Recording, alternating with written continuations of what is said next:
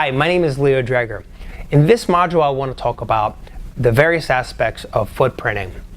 Footprinting is a very important concept in the world of penetration testing because information is naturally disclosed everywhere. And so what the penetration tester does is he documents all of this information, and the information can come from a variety of sources. So some of the information is going to be about our target. For example, it could be our organizational websites, directories, anything regarding email. Ultimately, we're going to have to reach out and we're going to have to touch a system. So this is where IP addresses, domain name blocks, rogue websites, access points all become very, very important.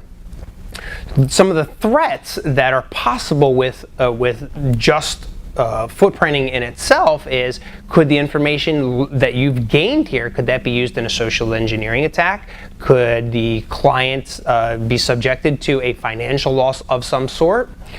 So we're going to cover a lot of the tools and techniques that we would actually use. Most of these are available over the internet. At least I would start there. These would include things like job sites or anything that's realistically on the internet. Job sites, social networks, posting boards, and things like that.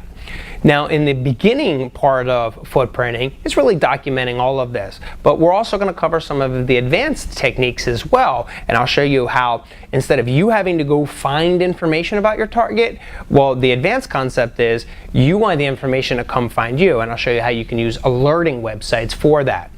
The biggest component here that we're going to use to dissect our target is going to be the public registration of our target, which is the DNS information and the WHOIS information.